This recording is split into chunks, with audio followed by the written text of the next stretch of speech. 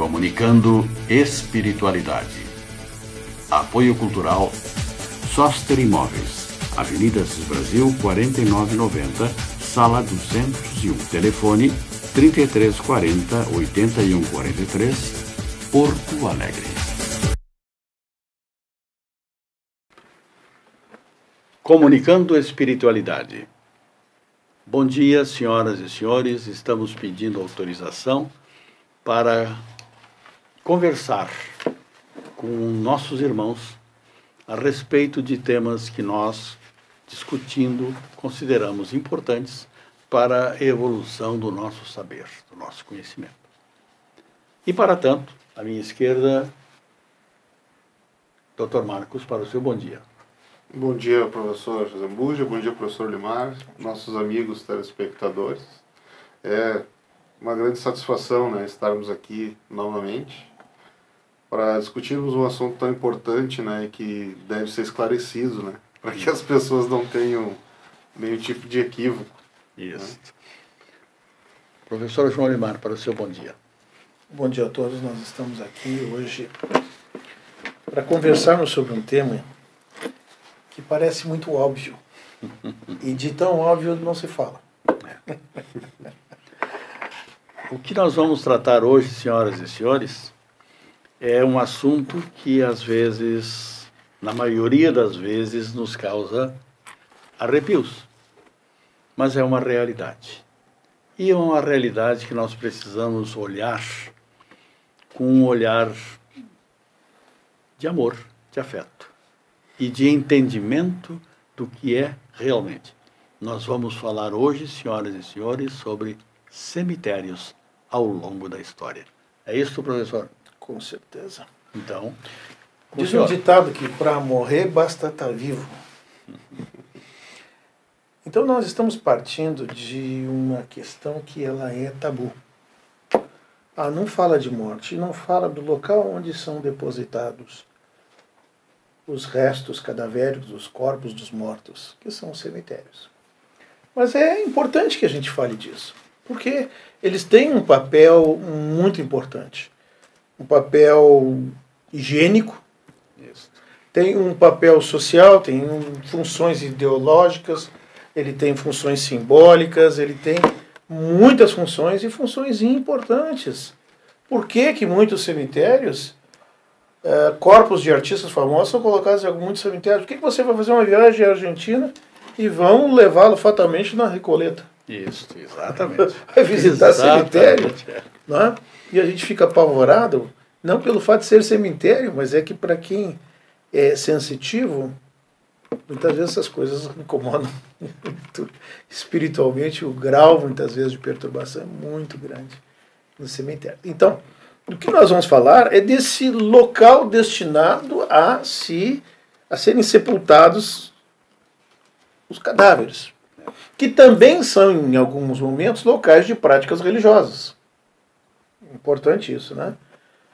Por analogia, local onde se enterram produtos tipicamente resíduos, detritos, né? Cemitério de automóveis. É verdade. Então, resíduos nucleares, por exemplo. Então, é o mesmo que necrópole ou sepulcrário. É uma palavra, gente, que foi dada pelos primeiros cristãos. Cemitério. Né? Terrenos destinados à sepultura dos mortos. Tudo bem. Acontece que os primeiros cristãos sepultavam aonde? Os corpos dos mortos. Nas paredes. Nas tumbas, nas paredes. Depois, com o passar do tempo, os corpos foram sepultados nos terrenos das igrejas, os adros. É aquela área, o pátio da igreja, e ali eram sepultados os corpos. Gente, faltou lugar. Não tinha mais lugar, não tinha mais onde botar, gente. Então vamos fazer o seguinte. Na Inglaterra, em 1855, resolveram fazer uma lei. E essa lei inglesa veio regular os sepultamentos. Então, a partir de agora, vão ser sepultados fora do perímetro urbano. Fora da cidade. Tá? Fora do centro urbano. Agora, na Idade Média, o shopping era o cemitério. É interessante isso, né? Dado bem curioso até. Porque eles faziam festas dentro do cemitério e eram enterrados ali no chão mesmo, onde eles conviviam e viviam, enfim. E isso é uma coisa curiosa. Muito curiosa do ponto de vista histórico. Tá? Bem, as pessoas continuam morrendo. Os cemitérios continuam sendo o local onde se deposita. Mas a gente vai observar que, sob o ponto de vista arquitetônico, eles começam a ter definições, eles começam a ter estruturas diferentes. Então, em vez de ser uma cova rasa, onde você enterra o corpo, não mais na parede, por exemplo, nos primitivos cristãos, não mais no chão, mas edifícios verticais. Falta espaço. Um edifício enorme verticalmente, e ali você então coloca os corpos. Hoje, o conceito de cemitério-parque, em que o mausoléu e que a arte tumular, tudo foi substituído por uma plaquinha de metal no chão. Então, cemitérios-jardins, cemitérios-parques. Enfim, ele é um assunto extremamente rico e a gente realmente, assim, nós, particularmente, me surpreendi bastante porque nunca tinha parado para pensar sobre isso. E como é importante, como é relevante, como é significativo. Na verdade, Dr. Marcos, enterrar as sobras dessa máquina que nós recebemos por empréstimo, para ficar um determinado tempo utilizando-a como instrumento de aprendizagem, porque ela serve para nós, para o nosso espírito, que é o verdadeiro eu, como um instrumento para aprender.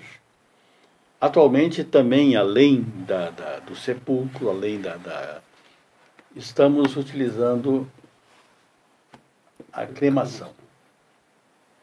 Para nós, espíritas, qual é a diferença entre jogar os restos mortais em um túmulo ou jogar dentro de uma fornalha? De um primeiro prisma, sobre o primeiro prisma, nenhuma. Né?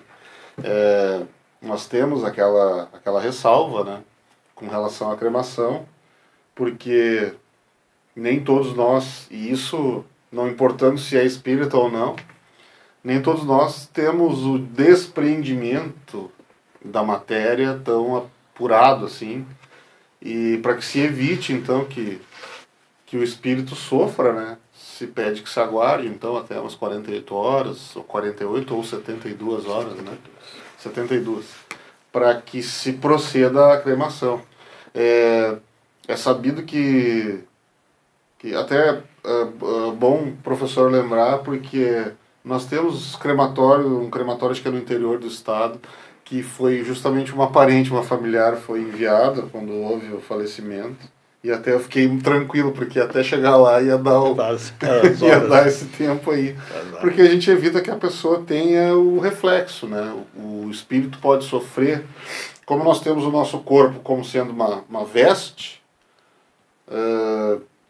nós nos desligamos dela, como se tivermos um maior desprendimento material de uma maneira mais rápida ou não. Então, para evitar que o espírito venha a sentir os efeitos da cremação, é que se aguarde esse período, né?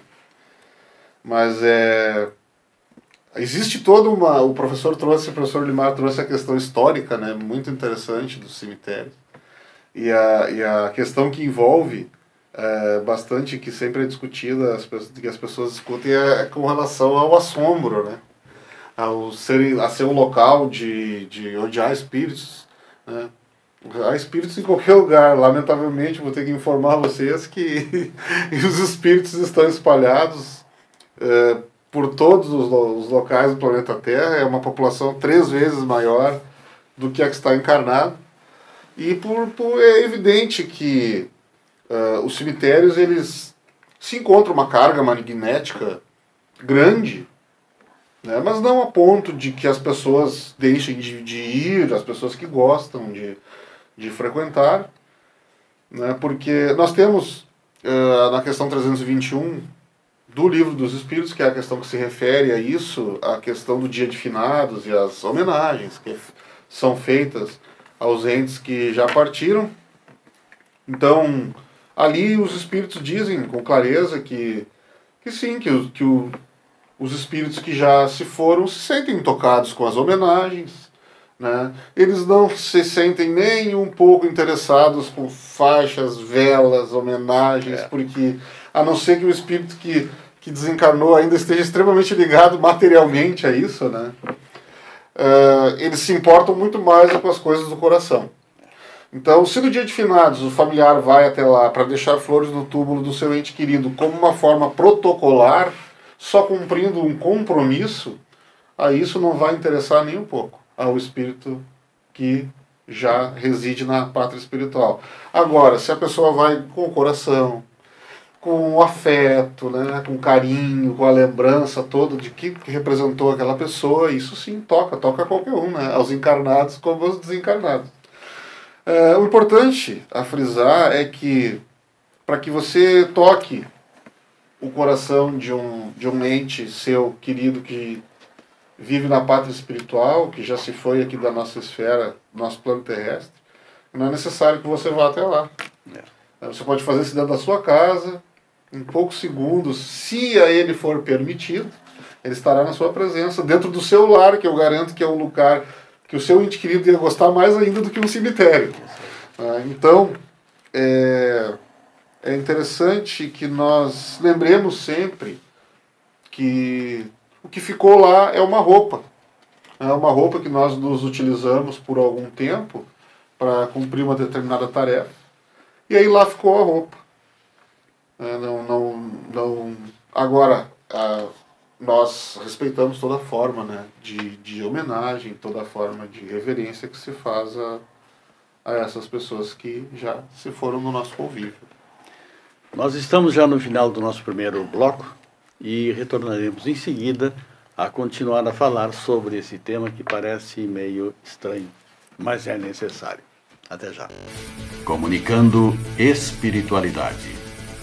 Apoio Cultural Soster Imóveis, Avenida Assis Brasil, 4990, Sala 201. Telefone 3340-8143, Porto Alegre.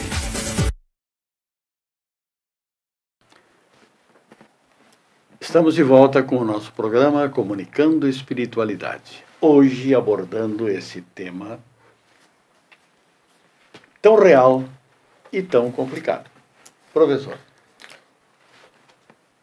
Os cemitérios podem nos dar uma variedade muito grande de informações. Os cemitérios. Quais seriam elas? Primeiro, ele preserva a memória familiar e a memória coletiva. É o jazigo familiar, né? Jazigo da família. Ele também nos dá uma informação sobre as diferentes crenças religiosas daqueles que ali estão sepultados. Gosto artístico daquelas pessoas. Né? A gente vê isso através da arte tumular, aquela que vai em cima da lápide, né? Enfim, uma forma de expressão do gosto artístico das pessoas. Também há interesse, é interessante se observar a forma da ideologia política. A gente vai ver túmulos, vai na Santa Casa, por exemplo, né? Você vai ver muitas referências sobre o positivismo. Positivismo que basicamente influenciou o governo do estado do Rio Grande do Sul durante muito tempo, Júlio de Castilhos, que era positivista, né? O próprio monumento a Júlio de Castilhos, lá na Praça dos Três Poderes, ou 4, ali na praça nós temos o monumento a Júlio de Castilhos, com as diversas fases deste cidadão. Vejam, positivista. Então, o cemitério, ele também nos dá essa expressão da ideologia política. Tá? Preserva-se o patrimônio histórico. Então eu falei na Recoleta. Né? Poderia falar no cemitério Père Lachaise, na França, onde estão indivíduos famosos, corpos de indivíduos famosos dentro da cultura francesa. Né?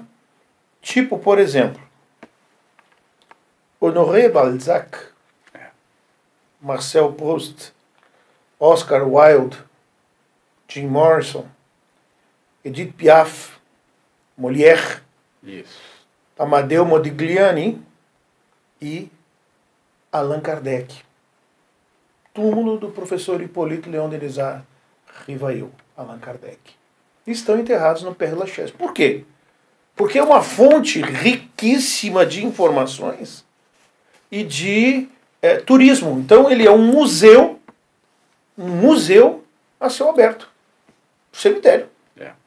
Um museu a céu aberto. E você vai lá e olha o túmulo do professor Hippolyte Léon Denis Rivail e vê que há ali um dolmen. 2 colunatas, pedras, e em cima uma pedra transversal. Né? Ora, aponta para a origem dele como um sacerdote druida entre o povo celta. É uma fonte muito importante, gente. Formação étnica, também. Estudo da genealogia, perspectiva de vida. Tá, mas, professor, como é que a gente faz isso? Muito bem. Você analisa os epitáfios, as inscrições tumulares. Tipo Mário Quintana. Eu não estou aqui. Exatamente, exato. Eu não estou aqui. Velho, você vai lá no túmulo dele. Mário Quintana. Nosso querido Mário Quintana. Né? As fotos tumulares, você olha as fotos, vai ver a roupa, vai ver o tipo de cabelo, o penteado do indivíduo. Né? Você vai ver uma série de dados ali, as simbologias que estão contidas ali no túmulo, né? As obras funerárias, a expressão artística, os monumentos, os mausoléus, muito embora na questão 321 que o Marcos acabou de trazer, e seguintes no Livro dos Espíritos, a gente saiba, segundo informação dos próprios Espíritos, que isso não agrada muito. Agora, vejam, por exemplo, por que, João, que os egípcios mumificavam os corpos? Exatamente. Por quê? Porque eles não acreditavam na morte como a cessação da vida. E eles acreditavam na volta daquele indivíduo para o corpo. E por isso preservavam o corpo. É a doutrina da ressurreição. Tá? Era a doutrina também entre os judeus a da ressurreição. Porque Jesus pergunta para os apóstolos: que dizem os homens com relação ao Filho do Homem? Quem dizem que eu sou? Dizem uns que tu és Elias, outros que és Jeremias, ou algum dos profetas. E vós quem dizeis que eu sou? Simão Pedro toma a palavra e diz: tu és o Cristo, Filho do Deus vivo. Né? Se o povo dizia isso, porque o povo acreditava que algum dos profetas poderia reencarnar como Jesus. Isto é reencarnação. Só que os judeus chamavam de ressurreição. Uma questão de terminologia. Porque a diferença entre ressurreição e reencarnação é: ressurreição no mesmo corpo. Reencarnação, um novo corpo. Especialmente formado. Ou seja, diferentes corpos. É o caso, por exemplo, do maior cemitério do mundo. O maior cemitério do mundo, com 5 milhões de espíritos lá enterrados, de indivíduos enterrados lá. Encontra-se aonde? An-Najaf, no Iraque. O cemitério chama-se Wad Us-Salam. 5 milhões de corpos enterrados. O cemitério, por exemplo, em Hollywood. Cemitério Hollywood Forever. Lá eles passam filmes. Estão os artistas de Hollywood, muitos deles lá enterrados, e eles passam filmes sobre aqueles artistas no cemitério. É uma coisa inusitada de você ir lá, frequentar, observar. Aí a gente fica se perguntando assim: será que no século XXI, com tanto progresso tecnológico, com tanta informação, as pessoas ainda têm medo da morte? Por quê? Por que esse tabu que não se aborda, que não se fala, e hoje nós estamos quebrando o tabu porque estamos falando disto? Por que fogem de conversar sobre essas coisas? Por que o medo da morte? Porque não tem certeza, muitas dessas pessoas, na vida que continua, na vida que prossegue após o descenso do corpo. Por quê? Meus irmãos, o que está dentro do túmulo, e Mário Quintana tem toda a razão, não somos nós. Eu não estou aqui. Eu não estou aqui. E a roupa? O eu, a essência, não morrem.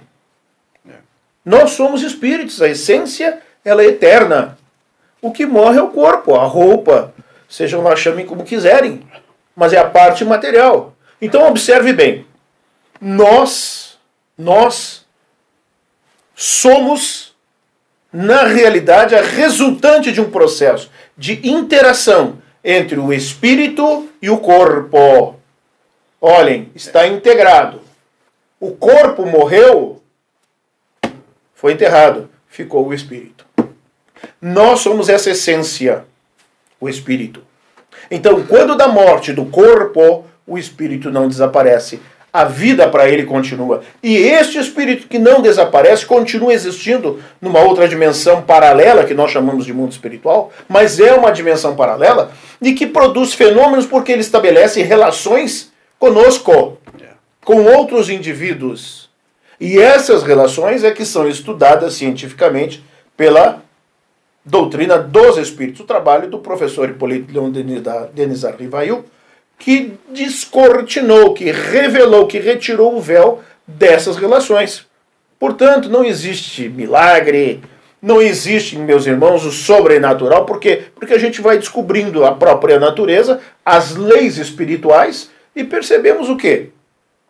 Gente, a vida é bela. Nós somos imortais, porque a essência não morre. Então nós continuamos existindo numa outra dimensão de vida. É paralela? É paralela. Não se confunde com a nossa. Mas nós continuamos existindo. E existem vários processos e meios de intercâmbio, de comunicação com estes indivíduos que já desencarnaram. E quando essas coisas acontecem, as pessoas ficam com o cabelo arrepiado, ficam fazendo filmes de terror, ficam querendo assustar os outros por bobagem. Por quê? Porque eles são realidades, eles existem, e estão aí conversando conosco, através de diversos meios, faculdades que a gente chama de mediúnicas, que são várias possibilidades que a criatura humana mesmo traz para entrar em comunicação com estes irmãos e essas entidades. Doutor. Nós, por certo que nos cemitérios, nós temos, como eu havia dito antes, esse campo vibracional, né? É um campo de energias não só dos desencarnados, como dos encarnados, porque sempre que nós estamos no cemitério é porque ocorreu um falecimento, né? Um passamento, e as pessoas todas estão muito tristes, o clima é um pouco mais pesado. Então, por óbvio que dentro dos cemitérios nós temos também espíritos que estão apegados ao seu corpo, que espíritos que não tiveram uma vida totalmente desprendida da matéria e que quando chega nesse momento encontram essa dificuldade de se desligar do corpo físico. Só que isso nós encontramos em qualquer lugar. Você vai visitar um amigo seu que a esposa faleceu, você não sabe, a esposa pode estar apegada a ele como uma obsessora. A atividade espiritual existe em qualquer lugar. E o que nós podemos fazer com relação a isso, né? Nós temos que, assim como nós tomamos banho diariamente, escovamos os nossos dentes, nós temos que lavar o espírito, né? É verdade. Nós temos que lavar o espírito. E com a prece, né, indo ao seu local de oração, tomando um passe, durante o banho. A água é um ótimo dispersor de energias pesadas. Durante o banho, você toma um banho à manhã ou à noite, e aí você faz ali as suas... pedindo que sejam as energias todas dispersadas, que você tenha uma boa noite de sono, um bom dia de trabalho. Porque nós cuidamos do nosso corpo, nós devemos cuidar do nosso espírito também, né? Então, não é porque nós temos lá restos mortais enterrados em um local que nós devemos alimentar todo tipo, né, professor, de fantasia, de fantasia e filme de terror, enfim. É isso aí. Nós já estamos queimando o nosso tempo hoje e rapidamente para a sua despedida hoje. Hoje, a morte é um acontecimento natural da vida.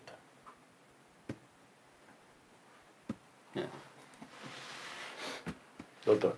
Eu quero deixar um abraço a todos, um bom domingo a todos. Lembrando o que o professor Olimar disse, que a vida é bela e ela não termina nunca. Tenhamos todos um excelente domingo, uma boa tarde e até o próximo domingo.